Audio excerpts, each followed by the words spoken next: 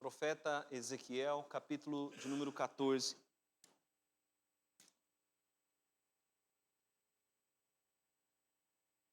Nós vamos falar sobre este tema que você pode ver aí no Data Show.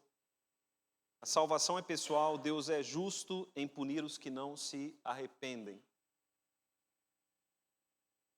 São duas coisas que se destacam no texto, né? A pessoalidade da salvação e também a justiça de Deus. Se você tem a Bíblia na versão que eu tenho, o tema dado pelo tradutor é a justiça dos castigos de Deus, né? Esse é o tema da revista e atualizada, né? Almeida Revista e Atualizada, o título dado pelo tradutor. Isso não está no texto original. Mas nesse texto, meus irmãos, nós vamos encontrar este tema, né? Este assunto. A salvação é pessoal e Deus é justo em punir os que pecam e não se arrependem. Ezequiel capítulo 14, a partir do versículo de número 12. Veio a mim a palavra do Senhor dizendo: Filho do homem, quando uma terra pecar contra mim, cometendo graves transgressões, estenderei a mão contra ela e tornarei instável o sustento do pão e enviarei contra ela fome e eliminarei dela homens e animais. Ainda que estivessem no meio dela estes 3 homens, Noé, Daniel e Jó, eles, pela sua justiça, salvariam apenas a sua própria vida, diz o Senhor Deus. Se eu fizer passar pela terra bestas feras, e elas a assolarem, que fique assolada, e ninguém possa passar por ela por causa das feras. Tão certo como eu vivo, diz o Senhor Deus, ainda que estes 3 homens estivessem no meio dela, não salvariam nem a seus filhos, nem as suas filhas, só eles seriam salvos, e a terra seria assolada. Ou se eu fizer vir a espada sobre a terra, e disser, espada, passa pela terra, e eu eliminar dela homens e animais, tão certo como eu vivo, diz o Senhor Deus, ainda que estes 3 homens estivessem no meio dela, não salvariam nem a seus filhos, nem as suas filhas, só eles seriam salvos. Ou se eu enviar a peste sobre essa terra e derramar o meu furor sobre ela com sangue, para eliminar dela homens e animais, tão certo como eu vivo, diz o Senhor Deus, ainda que Noé, Daniel e Jó estivessem no meio dela, não salvariam nem a seu filho, nem a sua filha. Pela sua justiça, salvariam apenas a sua própria vida. Porque assim diz o Senhor Deus, quanto mais, se eu enviar os meus 4 maus juízos, a espada, a fome, as bestas feras e a peste, contra Jerusalém, para eliminar dela homens e animais? Mas eis que alguns restarão nela, que levarão fora tanto filhos como filhas. Eis que eles virão a vós outros, e vereis o seu caminho e os seus feitos, e ficareis consolados do mal que eu fiz vir sobre Jerusalém, sim, de tudo o que fiz vir sobre ela. Eles vos consolarão quando virdes o seu caminho e os seus feitos, e sabereis que não foi sem motivo tudo quanto fiz nela, diz o Senhor Deus. Vamos orar, meus irmãos. Senhor, nós estamos diante da Tua santa palavra. Pedimos ao Senhor que nos dê ouvidos para ouvirmos. Pedimos que o Senhor nos dê coração para recebermos a Tua palavra. Pedimos ao Senhor que do alto nos dê fé. Clamamos, Pai, pela Tua misericórdia nesse momento. E rogamos, ó Deus, que o Seu Espírito esteja agindo neste que fala e naqueles que ouvem. Oro, Pai, também, em nome de Jesus, junto com a igreja, para que o Senhor repreenda o inimigo. Que o inimigo, Pai, seja repreendido e que a Tua palavra cumpra o propósito para o qual o Senhor a determinou para esta noite. Pai amado, é a oração que fazemos em nome do Senhor Jesus. Amém. Meus irmãos, quando o profeta Ezequiel trouxe esta palavra, tanto ele quanto o povo de Deus estavam vivendo sob exílio, sob cativeiro na Babilônia. O mal já havia vindo sobre Israel, sobre Jerusalém, mas havia algo ainda pior que poderia acontecer, o que aconteceria ao povo de Deus. Por isso Deus trouxe essa palavra através do profeta, porque apesar de tudo que havia acontecido, o povo de Deus não havia sido impactado com arrependimento. O exílio não levou todo o povo de Deus ao arrependimento. Somente um remanescente, somente um pequeno grupo foi levado ao arrependimento. Somente uma pequena parte entendeu o agir e a mensagem do Senhor. O restante se acomodou. E enquanto o povo estava no exílio, muitos falsos profetas estavam semeando uma falsa mensagem de acomodação. Dizendo que era possível continuar vivendo da maneira em que eles estavam vivendo, sob pecado, sob idolatria, e que não haveria justiça, e que não haveria julgamento da parte do Senhor. Meus irmãos, essa mensagem de acomodação, ela é pregada ainda hoje, ela ecoa ainda hoje aos nossos ouvidos. Não são poucos aqueles que dizem: Deus é amor, por isso não haverá castigo. Você já ouviu algo assim? Deus é amor, no final todos serão salvos, não haverá condenação. É a mensagem de salvação universal, uma mensagem que é gostosa de ouvir, mas é falsa. Uma mensagem que faz com que os homens não se preparem para o dia da visitação do Senhor. Essa mensagem de acomodação, meus irmãos, que ainda ecoa em nossos dias. Deus é amor, ouvimos, por isso não existe o castigo eterno. Não são poucos aqueles que dizem que o inferno é uma fantasia, não é uma realidade. Mas quando nós olhamos para as Escrituras afirmam haver inferno, afirmam haver condenação eterna. Muitos, meus irmãos, dizem, e muitos presbiterianos, infelizmente dizem, que Deus salvará os eleitos, independentemente dos seus pecados, independentemente dos pecados que cometam. Isso, meus irmãos, é falso. Porque a Bíblia diz que se há eleitos, Deus os elege para uma vida de santificação, e não para uma vida de pecado. Nós mesmos vimos em Romanos capítulo de número 6, o apóstolo Paulo dizendo que como nós vamos viver no pecado, uma vez que nós morremos para o pecado? Queridos, esse tipo de mensagem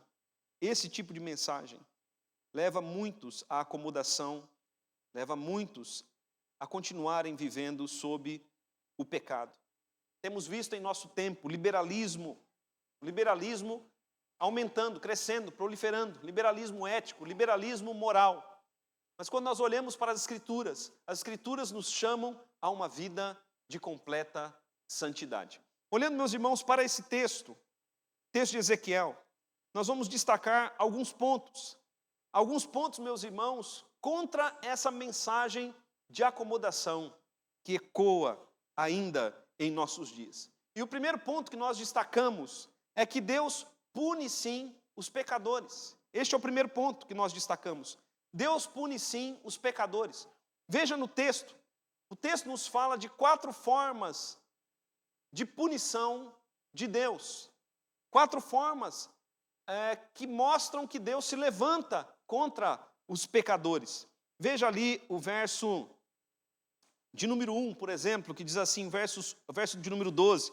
Veio a mim a palavra do Senhor dizendo: Filho do homem, quando uma terra ou como uma nação, pecar contra mim, cometendo várias ou graves transgressões, estenderei contra ela a mão. Então veja que Deus se levanta contra aqueles que cometem graves transgressões. E como Deus se levanta? O texto destaca aí 4 formas de punição. O verso de número 13 fala a respeito da fome. Ali diz: estenderei a mão contra ela e tornarei instável o sustento de pão, e enviarei contra ela fome, e através da fome eliminarei dela homens e animais. O verso de número 15 fala a respeito de bestas feras, de animais ferozes. O verso 15 diz: se eu fizer, quem está falando é Deus, se eu fizer passar pela terra bestas feras, e elas assolarem a terra que fica assolada, e ninguém possa passar por ela por causa das feras. Então, meus irmãos, Deus visita, era costume de Deus visitar no Antigo Testamento os pecadores, os transgressores, as nações transgressoras, através da fome, através das bestas feras, mas também através da espada. Veja o verso de número 17. E quando o texto fala de espada, fala de guerra. Ou se eu fizer vir a espada sobre essa terra, e disser, espada, passa pela terra, e eliminar dela homens e animais. E o verso de número 19 nos fala a respeito da peste. Ou se eu enviar a peste sobre essa terra, e derramar o meu furor sobre ela com sangue, para eliminar dela homens e animais. Agora veja o verso de número 21, onde ele une as 4 coisas. Porque assim diz o Senhor Deus, quanto mais, se eu enviar os meus 4 maus juízos. Veja, meus irmãos, a palavra juízos aqui se refere ao julgamento de Deus e à justiça de Deus estabelecida contra a nação transgressora. Ele diz, ele chama de maus estes juízos porque não podem ser chamados de bons, devido à sua gravidade, devido à dor e à morte que eles causam. Veja o verso de número 21. Porquanto assim diz o Senhor Deus, quanto mais se eu enviar os meus 4 maus juízos, a espada, a fome, as bestas feras e a peste contra Jerusalém, para eliminar dela homens e animais. Então, meus irmãos, o texto mostra claramente que Deus pune sim pecadores. E o castigo, como nós vemos o tempo todo aqui, vem de Deus. Deus, ele é o agente. É através da mão dele que vem estas coisas, que vem a punição. Calvino dizia que alguns cães, quando apedrejados, eles se voltam contra as pedras e atacam as pedras quando apedrejados. Eles não conseguem perceber que a pedra em si veio de uma mão. E assim, meus irmãos, são muitos homens. Seres humanos, muitos seres humanos, veem todas as coisas como um acaso. Como um acaso. Se há fome, é o acaso. É porque não veio chuva. Se há bestas feras, é o acaso. Se há guerras, é o acaso. As guerras, a loucura dos homens, é o acaso. Se há peste, ou pandemia, ou epidemia, ou pandemia, isto é o acaso. Mas, meus irmãos, quando nós olhamos para as Escrituras, nós vemos que não há o acaso. Tudo é a mão de Deus. Deus é soberano sobre todas as coisas. O povo de Deus não deve ser como os cães que veem apenas as pedras. O povo de Deus deve ver a mão que atira. Porque quando vemos a mão que atira, temos a oportunidade, então, de arrependimento. De arrependimento. Mas, meus irmãos, além das calamidades desta vida, porque esse texto descreve as calamidades desta vida, existe a punição eterna. Lendo os evangelhos, você perceberá que ninguém amou mais do que Jesus. Mas também ninguém falou mais a respeito do inferno e da punição eterna do que o Senhor Jesus. E por que Jesus falou tanto a respeito da punição eterna? Para divertir os homens a respeito da necessidade de arrependimento. Jesus falou do inferno como um local de fogo, de destruição e de punição eterna. E ele morreu na cruz, meus irmãos, para nos salvar deste local de fogo, de destruição e de punição eterna. Mas seremos salvos se olharmos para a cruz e buscarmos em Cristo verdadeiro arrependimento. No mundo onde se fala tanto sobre negacionismo e sobre os perigos dele, não podemos ser negacionistas em relação a Deus e ao castigo eterno. A primeira coisa que Ezequiel nos mostra é que Deus pune sim os pecadores, embora muitos digam que não. Movimento iluminista, movimento existencialista, esses movimentos vão dizer que não há inferno, não há punição de pecadores. E se nós crermos nisso, vamos viver uma vida de acomodação. Não nos acomodaremos se olharmos para a palavra de Deus, sendo então despertados por ela. Segunda coisa, meus irmãos, que vemos no texto, é que a salvação que tanto eu preciso e que tanto você precisa, a salvação que a nossa família precisa, A salvação consiste na justificação pela fé e em vivermos uma vida de justiça perante o nosso Deus. Veja o verso de número 14. O verso de número 14 vai falar a respeito de salvação. Não apenas o verso 14, mas o verso 14 nós temos ali a primeira fala, vamos dizer assim, a respeito de salvação. Ainda que estes estivessem no meio dela, estes 3 homens, Noé, Daniel e Jó, eles pela sua justiça salvariam apenas a sua própria vida, diz o Senhor Deus. O texto nos fala, meus irmãos, a respeito da necessidade de vivermos uma vida de justiça. Quando nós olhamos para o Novo Testamento, fica claro que diante de Deus não existe nenhum justo. O único justo é Jesus. Contudo, meus irmãos, aqueles que são chamados justos, tanto no Antigo Testamento quanto no Novo Testamento, são considerados justos por causa da justiça de Cristo que lhes foi imputada. Mas veja, todos aqueles que foram justificados viveram uma vida de justiça. Amém, queridos? Se você foi justificado, você vai viver uma vida de justiça. Uma coisa está atrelada à outra, uma coisa está ligada à outra. É um combo. Não há justificação sem uma vida de justiça. A fé sem obras é morta, diz as Escrituras.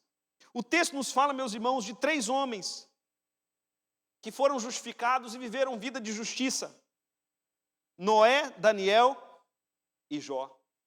Noé foi um homem diferenciado no seu tempo.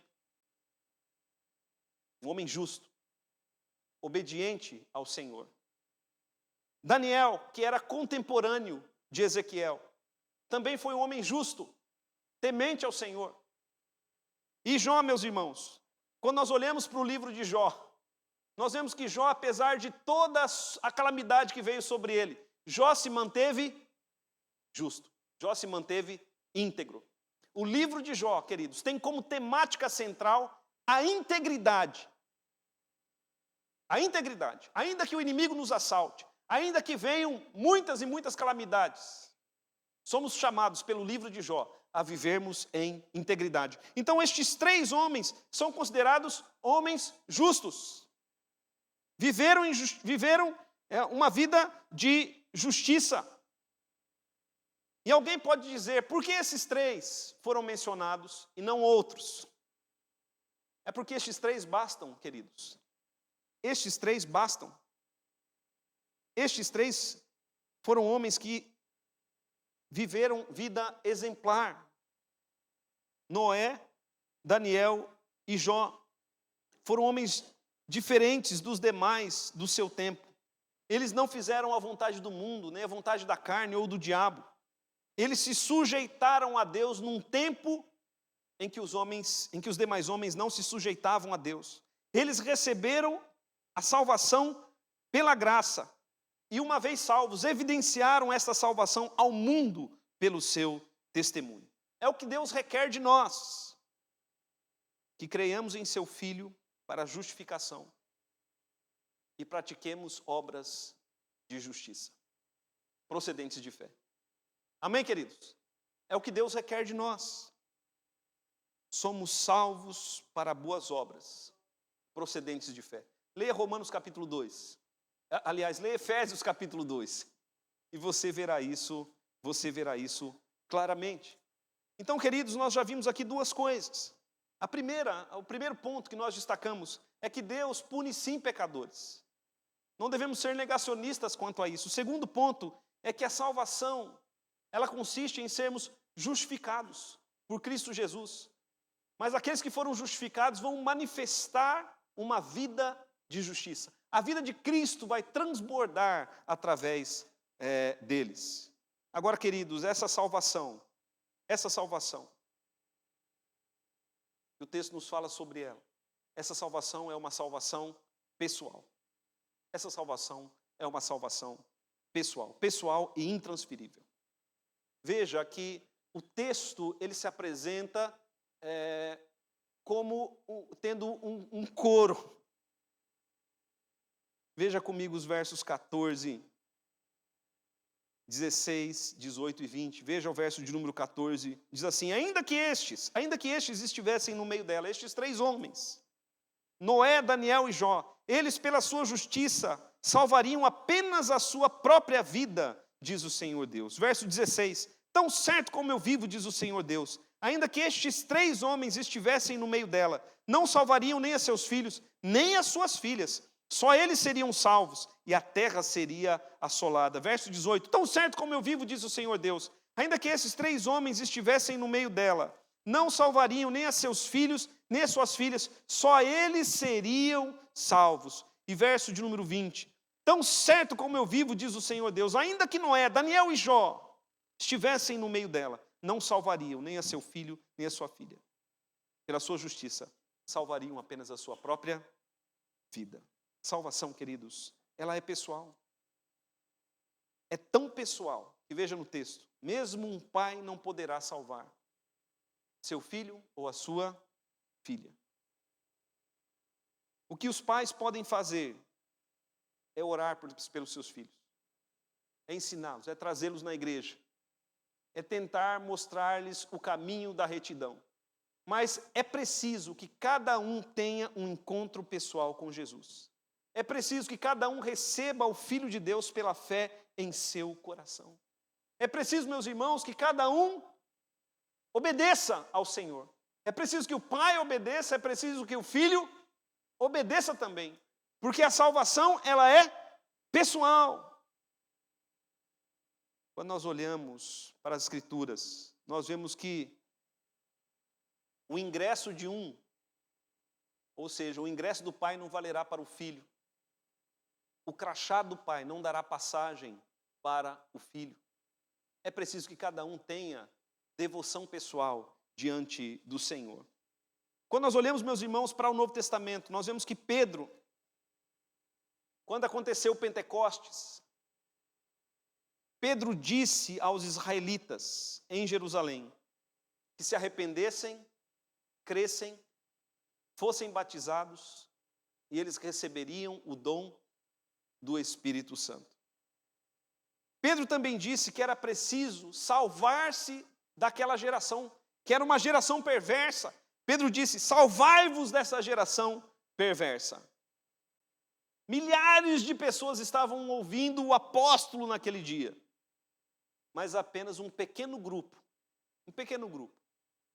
de 3.000 pessoas se salvaram. Apenas este grupo se arrependeu, ou creu, se arrependeu, foi batizado e recebeu o Espírito Santo. Eu faço uma pergunta: o que houve com os demais que não creram, não se arrependeram e não foram batizados? O que houve com eles? Veja, meus irmãos, o texto é claro. O texto é claro. O texto é claro. Veja o verso 14 mais uma vez. Ainda que estes estivessem no meio dela, estes 3 homens, Noé, Daniel e Jó, pela sua justiça salvariam apenas a sua própria vida.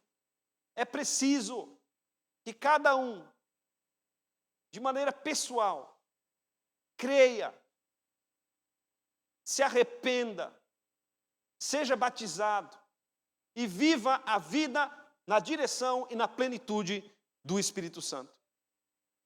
E veja, queridos, assim Deus jurou. Essa é uma determinação de Deus.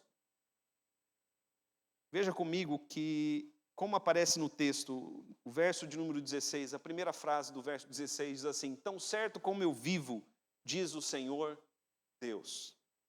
A primeira frase do verso 18, tão certo como eu vivo, diz o Senhor Deus.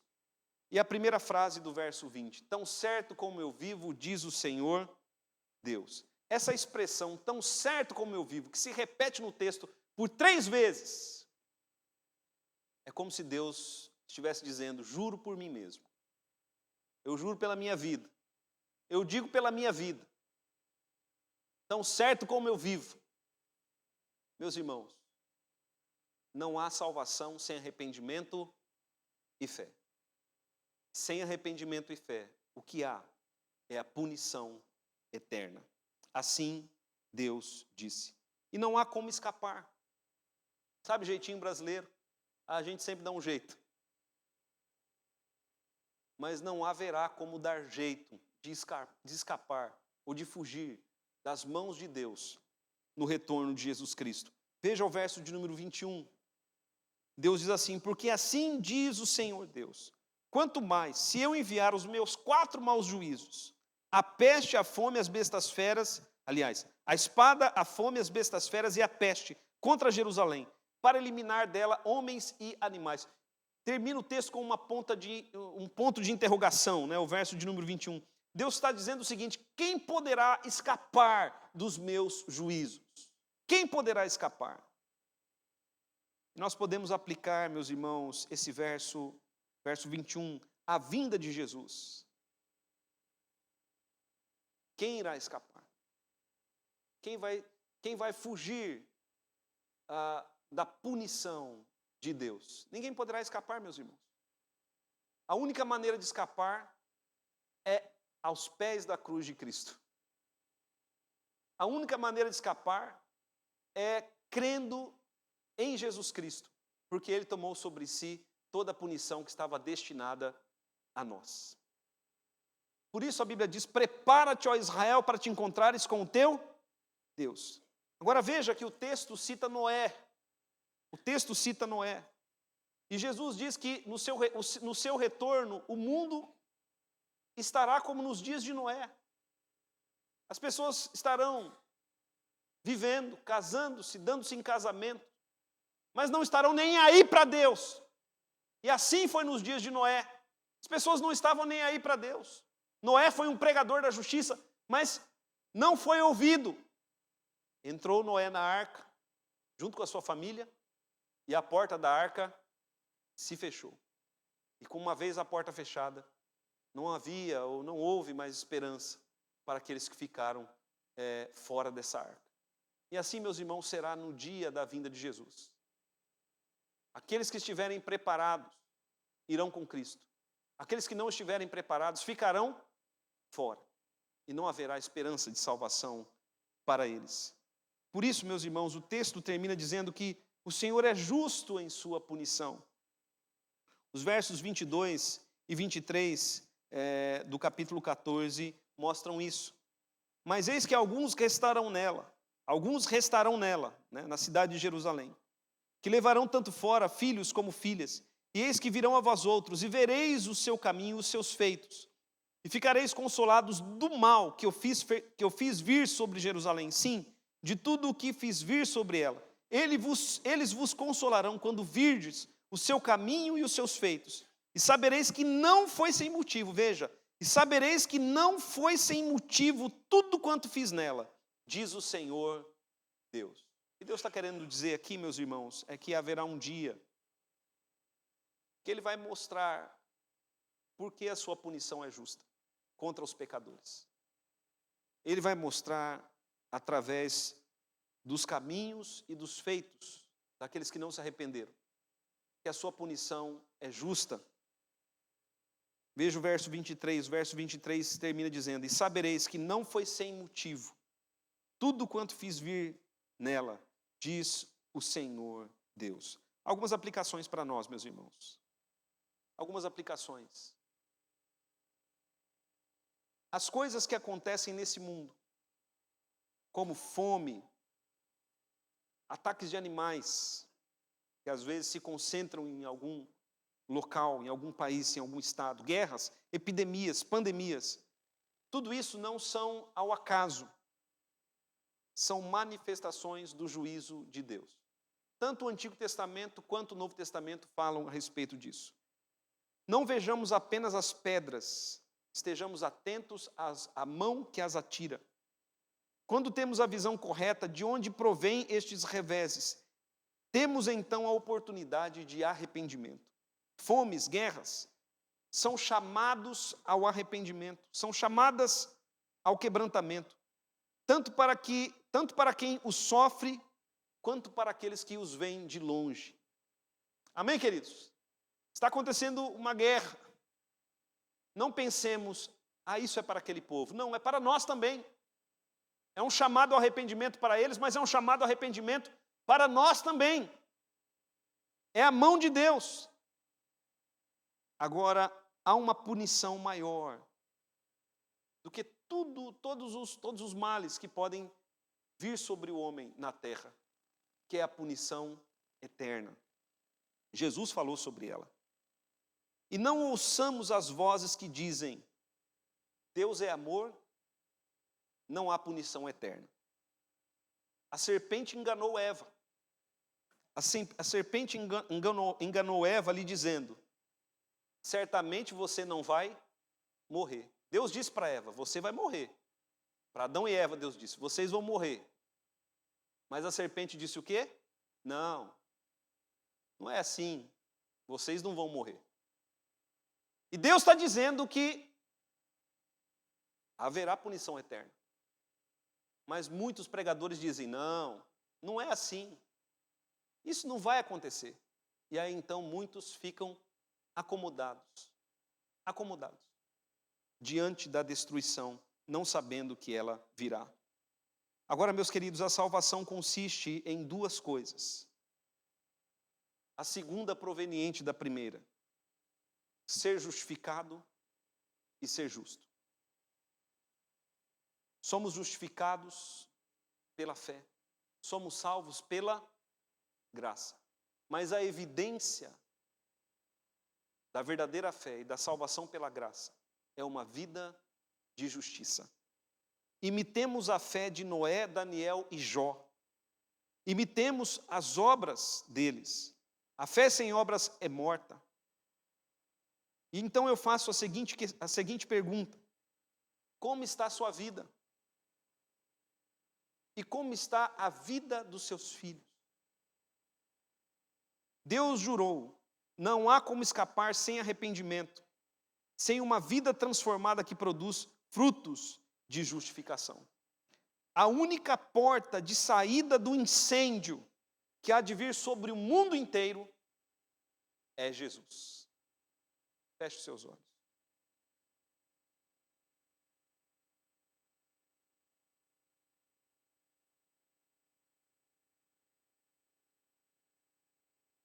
Faça um autoexame da sua própria vida.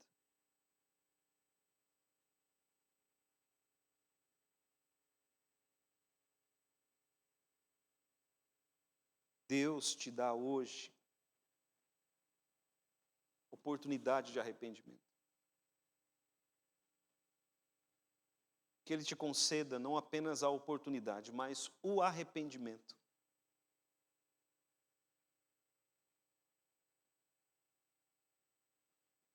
Pai querido, em nome de Jesus Cristo, nós nos colocamos diante de Ti. São muitos, Pai, os nossos pecados. São muitas as nossas transgressões. Mas nós clamamos, ó Deus, a Tua graça, clamamos a Tua misericórdia. E Te louvamos, ó Deus, porque o Senhor tem o remédio para nós. O Senhor providenciou Jesus Cristo, Teu Filho, para morrer na cruz, pelos nossos pecados, para a nossa salvação. Agora, Pai, em nome de Jesus Cristo, aqueles que ainda não receberam a Cristo, que o recebam nessa noite, para uma nova vida, uma vida justificada, e uma vida que produz frutos de justificação, para a honra e para a glória do Teu nome. Porque nisso, Pai, consiste a salvação, em sermos justificados por Cristo Jesus. E aqueles que foram salvos, viverão uma vida transformada, uma vida de justiça. Pai querido, que possamos imitar a vida destes homens, destes três grandes homens, Noé, Daniel e Jó. Que nós possamos, Pai, ser diferentes neste mundo. Ó Deus amado, clamamos por nós, pela nossa salvação, também pela salvação dos nossos filhos. Nós oramos, ó Deus, tem misericórdia, visita o Teu povo, enquanto ainda há tempo. Hoje é o dia da salvação, hoje é o dia oportuno. É a oração que nós fazemos em nome de Jesus. Amém.